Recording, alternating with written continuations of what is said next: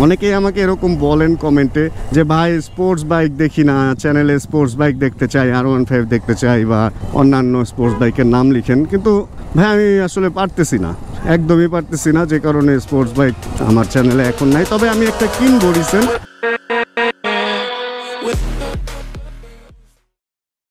জীবনে মর্নিংটা গুড হওয়াটা খুবই ইম্পর্টেন্ট, মানে গুড মর্নিং বলতে পারাটা জীবনে হচ্ছে অনেক ইম্পর্টেন্ট একটা ব্যাপার। আমার সকালে মানে রাতে ইদানিং ঘুম হচ্ছে না, রাতে ঘুম আসতে আসতে সকাল হয়ে যায়। সকালের যে সতেজতাটা ওই জিনিসটা ইদানিং একদমই দেখা হয় না, কীরকম একটা অদ্ভুত অনুভূতি। ঘুম আসতে আসতে সকাল হয়ে যেতেছে, উঠতে উঠতে দুপুর পার হয়ে যেতেছে, মানে খুব অনিয়মের মধ্যে যেতেছে। এটা কি কারণে হইতেছে বুঝতেছি না। আমার কোনো টেনশন নাই, কোনো কিছু না, ঘুম আসতেছে না। এখন কি ওষুধ খাওয়া ঠিক হবে কিনা এটাও বুঝতেছি না।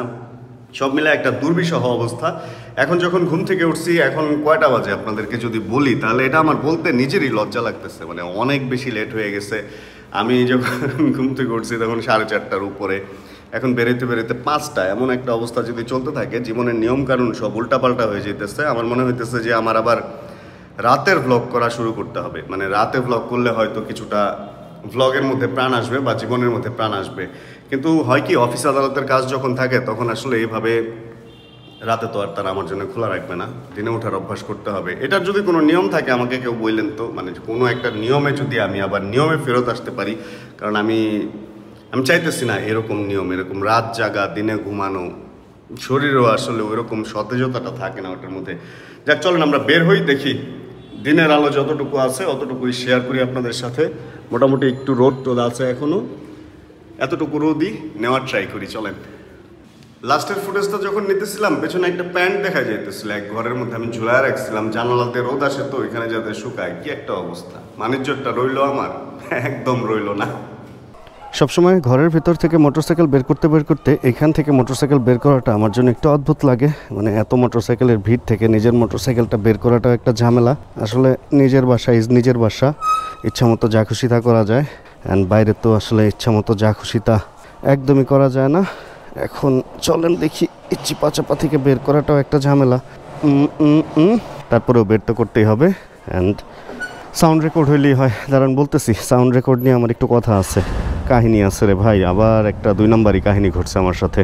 গতকালকে বাসা থেকে যখন বের হয়েছি, মিডিয়া মোড দিয়ে রেকর্ডিং শুরু করছি, তখন মিডিয়া মোডের রেকর্ডে প্রথম 3টা ফুটেজে একদমই সাউন্ড আসে নাই, মানে টোটাল সাউন্ড আসে নাই। ওই যে ক্যামেরা থেকে যে সাউন্ডটা ধরে সামনের সব সাউন্ড ধরছে, অ্যান্ড পেছনে আমি কি বলছি এই কোনো সাউন্ডই মিডিয়া মোড রিসিভ করতে পারে নাই। তো এরকমই যদি হয় তাহলে তো আসলে আমার ওইটাই ভালো ছিল, মানে মাইক অ্যাডাপ্টারই ভালো ছিল। আমার কাছে 2টা মাইক অ্যাডাপ্টার আছে, অ্যান্ড মিডিয়া মোডটা কিনলাম, তাহলে কি ধরা খেয়ে গেলাম নাকি মিডিয়া মোডে এরকম প্রবলেম হয় নাকি আমার মাইকে প্রবলেম হইলো? এখন তো বুঝতেছি না, আসলে কয়েকদিন চালানোর পরে বোঝা যাবে। আপনারা যারা মিডিয়া মোড ইউজ করেন আমাকে একটু বললেন তো যে মিডিয়া মোডে কীরকম সাউন্ড ইস্যু হয় কিনা, মানে এমন কি কখনো হয় কিনা যে আসলে মাইকে থেকে সাউন্ড নিচ্ছে না, ক্যামেরা থেকেই সাউন্ড নিচ্ছে, বা মিডিয়া মোড থেকেই সাউন্ড নিচ্ছে। এখন আমার ক্যামেরার কি আসলে পোর্টে প্রবলেম হয়ে গেল কিনা, গোপ্রোর ব্যাপারটা না বোঝা খুবই টাফ। অ্যান্ড আরেকটা বড় ইস্যু হচ্ছে আমাদের দেশে গোপ্রোর অথরাইজড বা গোপ্রোর নিজস্ব কোনো, বা গোপ্রোর টোটালি গোপ্রো যে সার্ভিস করবে এরকম কোনো ওয়েই নাই।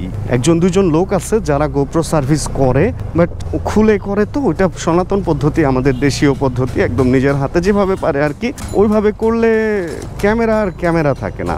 কিছুদিন হয়তো ভালো সার্ভিস পাওয়া যায়, বাট একবার ওই ম্যানুয়ালি গোপ্রো খুললে কি ওইটা আর আগের মতো সেটিংও হয় না, ওইটা ওয়াটারপ্রুফ থাকে না, মানে একটা হজবরল অবস্থা, অনেকটা আইফোনের মতো। আইফোনের চেয়েও বাজে অবস্থা। আইফোন তো তাও বাংলাদেশে ঠিক করা যায়, কিন্তু গোপ্রো বাংলাদেশে ঠিক, এটা আসলে আপনার চিন্তার বাইরে রাখতে হবে। গোপ্রো বাংলাদেশে ঠিক হবে না। আচ্ছা আমি অল্প একটু রাস্তা রং মারি, প্লিজ আপনারা কেউ খারাপভাবে নিয়েন না, কারণ হচ্ছে এখানে রাস্তা ফাঁকা আছে। অ্যান্ড আমি জানি এই কাজটা খুবই খারাপ, বাট আমি এটা করতেছি কারণ না করে উপায় নাই। কারণ দেখেন এইখানের অবস্থাটা দেখেন না, একটু রাস্তা পুরোটা কেটে ফেলছে। অ্যান্ড এই রাস্তা কি জীবনে ঠিক হবে? বাংলাদেশের মধ্যে দ্বিতীয় খারাপ আরেকটা রাস্তা হইতে যাইতেছে, সেটা হলো 60 ফিট রোড। মানে এই রোডটা এমন পরিমাণ ভাঙছে, অ্যান্ড এটা যে কবে নাগাদ ঠিক হবে এটা কেউ বলতে পারতেছে না। N250 এটা কার রে? ও আচ্ছা, ভেতর থেকে N250 বের হয়ে গেছে। ভাই এই ভাই আসসালামু আলাইকুম, কেমন আছেন? এই বাবুটা অনেক কিউট। এবার অনেকটা ছোটো ছোটো বাবু আছে, সবগুলো অনেক কিউট, এবং সবগুলো আমাকে দেখে ভয় পাও। তুমি ভয় পাও কেন? টিকিউ। হ্যাঁ ভাই, খাইতে হবে, এখানে ব্যাগ ট্যাগ রেখে একটু খাইতে যাই আগে। কি অবস্থা এখানে, কি চলতেছে? ওরে ভাই শুভ ভাই তো তুমুল ব্যস্ত, অনেক কাস্টমার আজকে। বাইক ফেরিতে আসছিলাম অ্যান্ড এসে দেখি যে N250 বাইক সেল করছে ওনারা। ভাইয়া একটু সাইড দিবেন, আমি আসতেছি একটু। অ্যান্ড অনেকদিন স্পোর্টস বাইক চালাই না, তাই আজকে চিন্তা করলাম একটু স্পোর্টস বাইক চালাই আপনাদের সাথে কন্টেন্ট শ্যুট করি। আর এটার একটা ভিডিও আমি করছিলাম যে এই নিচের এই জায়গায় এই জিনিসটা না লাগানোর জন্য, দুই পাশেই লাগানো আছে। অ্যান্ড এটা এখনও আমি বলবো যে এটা না লাগানোর জন্য, যেটা না ওটা না, বাইকের ক্ষতি করে কোনো কিছু লাগানো উচিত না। আর ওই ব্যাপারটা হলো পুরোপুরি রিস্কি। নর্মালি অনেকে MT-15 লাগায়, যেটা হলো পায়ের মধ্যে খুব বেশি ব্যথা দেয়। আর R15 ভার্সন 3-তে লাগাইলেও পায়ের মধ্যে গুতা লাগে। কিন্তু এই ভার্সন 4 শেপের যে বাইকগুলা, মানে R15M বা ভার্সন 4 শেপের এই বাইকগুলাতে এই জিনিসগুলো আসলে লাগানোর জন্য জায়গা রাখে নাই।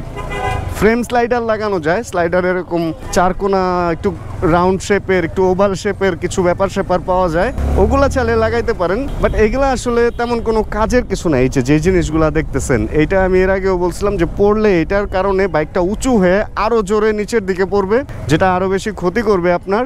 আর সেকেন্ড হলো পড়ার সাথে সাথে বা যদি কোনো কিছুর সাথে এটা বাজে আপনার কিটটা ভেঙে যাবে, কি দরকার।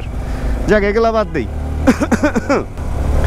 চলেন আমরা একটু R15 এর ব্যাপারে আসি, মানে R15 এর রাইডটাকে এনজয় করি। কারণ স্পোর্টস বাইক মানে sports bike is sports bike. আমি কালকে ভাবতেছিলাম যে যদি এমন হইতো যে আমার যেখানে আমি রেগুলার আমার যেখানে যাওয়া লাগে ওইখান থেকে যদি আমার বাসার দূরত্বটা 5 কিলোমিটার হইতো, তাহলে হয়তো রেগুলারের জন্য আমি একটা স্পোর্টস বাইক রাখতে পারতাম। কারণ 5 কিলোমিটার চালানো একটা স্পোর্টস বাইকের জন্য আমার বডি কন্ডিশনের জন্য ওকে। কিন্তু এখন যে অবস্থা হয়েছে, আমার প্রায় প্রত্যেক দিন 25-50 কিলো মানে রাইড করাই লাগে মিনিমাম, কমপক্ষে। এরপরে যদি আরও বেশি রাইড করা লাগে তাহলে ওইটা অন্য ইস্যু। এই জন্য আমি বলি মানে আমার স্পোর্টস বাইক আসলে আমার জন্য এখন হারাম হয়ে গেছে। এই প্রত্যেক দিন 50 কিলো মানে মাসে কত কিলো হয়? 15 আরে কত কিলো হয়? প্রত্যেক দিন যদি 100 কিলো হয় তাহলে মাসে হবে 3000 কিলো, মানে 1500 কিলো সম্ভবত আমার চালাইতে হয় প্রতি মাসে। এইটা স্পোর্টস বাইকে হইলে জ্যামের একটা ব্যাপার আছে, আবার মানে ব্যাপারটা আবার ভাঙ্গা রাস্তার ব্যাপার আছে। এই কারণে আমার স্পোর্টস বাইক একদমই চালানো হয় না, মানে আমি ইদানিং অ্যাভয়েড করতেছি। কিন্তু এই যে এরকম ছোটোখাটো সুযোগ হইলে, ধরেন একটা সুন্দর মানে এইটুক জ্যামও আমার কাছে এখন ভালোই লাগতেছে, ব্যাপারটা এনজয় করতেছি যে হ্যাঁ স্পোর্টস বাইকে জ্যাম এনজয় করতেছি। বাট রেগুলার 50 কিলো রাইড করা বা জ্যাম খাওয়া এগুলা আসলে স্পোর্টস বাইক আমার জন্য, এই জন্য আমি স্পোর্টস বাইকটা চালাচ্ছি না। অনেকেই আমাকে এরকম বলেন কমেন্টে যে ভাই স্পোর্টস বাইক দেখি না, চ্যানেলে স্পোর্টস বাইক দেখতে চাই, R15 দেখতে চাই বা অন্যান্য স্পোর্টস বাইকের নাম লিখেন। কিন্তু ভাই আমি আসলে পারতেছি না, একদমই পারতেছি না, যে কারণে স্পোর্টস বাইক আমার চ্যানেলে এখন নাই। তবে আমি একটা কিনবো রিসেন্ট, মানে বাইক আসলে আমি এমন একটা অবস্থা হয়েছে, আমার বাসায় থাকা হয় কম, এদিক সেদিক থাকা হইতেছে বেশি। বাসা যদিও এগুলোও বাসা, বাট আমার নিজের বাসায় যে ব্যাপারটা, আমি ঘরের মধ্যে এর আগে 6টা-7টা বাইক পর্যন্ত রেখে দিতাম, একটা ঘর খালি করে আমি শুধু বাইকই রাখছিলাম। আসলে বাইরে তো এই জিনিসটা করা যায় না, নিচতলা বাসা হলে করা যায়, কিন্তু লিফটে তো আর বাইক তুলতে দিবে না। আর সেকেন্ড হচ্ছে এই ঢাকা সিটির মধ্যে বিশাল একটা ঝামেলা হচ্ছে কি জানেন, পার্কিং। প্রত্যেকটা বাইকের জন্য 500 টাকা করে পার্কিং চার্জ দেওয়া লাগে, এটা হলো আরেক ঝামেলা। দাঁড়ান বাইকটা ঘুরাই, এটার মধ্যে মনে হয় বেশি ফুয়েল নাই, ওরা এবার ঝামেলায় পড়তে পারি। এই আরেক ঝামেলা, শোরুমের বাইকে ফুয়েল থাকে কম, যে কোনো সময় অঘটন ঘটতে পারে। এটাতে ঘুরাই। ও বাইকে একটু তেল নিলাম, বাইকটাতে ফুয়েল একটু কমই ছিল। তেল অবাক করা কাহিনী হইলেও সত্যি, আজকের ভিডিও রেকর্ড করার টাইমেও আবার এডিট করতে বসে দেখি যে লাস্ট ফুটেজটাতে আমাদের সাউন্ড রেকর্ড হয় নাই বলতে যে আস্তে আস্তে হইতেছে। আর আমি যেটা বলতেছিলাম ওটা আপনাদেরকে একটু বলি, কারণ কথাটা একটু ইম্পর্টেন্ট। আমাদের যে সমস্ত বাইক হচ্ছে এফআই আসছে বাংলাদেশে, কার্বোরেটর না, এফআই যেগুলো আসছে এগুলোতে যদি মনে হয় যে তেল শেষ হয়ে গেছে, একবার স্টার্ট দিয়ে যদি দেখেন যে স্টার্ট হয় না, তাহলে তেল না ঢোকায় কেউ স্টার্ট দেওয়ার বারে ট্রাই করেন না। কারণ ফুয়েল পাম্পের মধ্যে ফুয়েল থাকবে না, অ্যান্ড ওইটা ওই পানির মোটরের মতো, পানি যদি না থাকে চালায় যদি রাখেন গরম বেশি হবে, অ্যান্ড এটা নষ্ট হওয়ার সম্ভাবনা থাকবে। অ্যান্ড ফুয়েল পাম্প অনেক দাম, তার চেয়ে 2 লিটার তেল কিনে ঢেলে নেওয়াই ভালো। এ হচ্ছে অবস্থা। এটা নিয়ে এই কথা বলতেছিলাম, কথা বলতে দেন বাইক ফেরিতে গেলাম, বাইক ফেরত দিলাম। এই তো বাইকটা আছে এখনও, চাইলে আপনারা কিনতে পারেন বাইক ফেরি থেকে। আর দেখি ইনশাআল্লাহ সামনে আবার নতুন কোনো বাইক নিয়ে আপনাদের সাথে ভিডিও শেয়ার করবো। অ্যান্ড আজকেও বাসায় যাই নাই, আজকেও বাইরে আসি, এই আমার চলতেছে দিনকাল, এইভাবেই আমার জীবন যাচ্ছে। তাহলে ভিডিও থেকে আজকে এখানে বিদায় নিয়ে নিই, কারণ বাকি ফুটেজগুলোতে সাউন্ড নেই। যদি আজকের এই ভিডিওতে কোনো কিছু ভালো লাগে প্লিজ একটা লাইক দিয়ে দিন, চ্যানেল নতুন হলে প্লিজ সাবস্ক্রাইব করে হয়ে যায় না আমাদের ফ্যামিলি মেম্বার। দেখা হচ্ছে সামনে কোনো নতুন ভিডিওতে, যতক্ষণ নতুন ভিডিও নিয়ে আমি আসছি ততক্ষণ ইনশাআল্লাহ আমরা থাকবো ভালো, আমরা থাকবো সুস্থ। অ্যান্ড আরেকটা ব্যাপার হচ্ছে জানাবো কে কোন জায়গা থেকে ভিডিও দেখছি। তাহলে আজকের মতো টাটা, আল্লাহ হাফেজ, and chill bro. Check the mic and make sure it sound right, boy.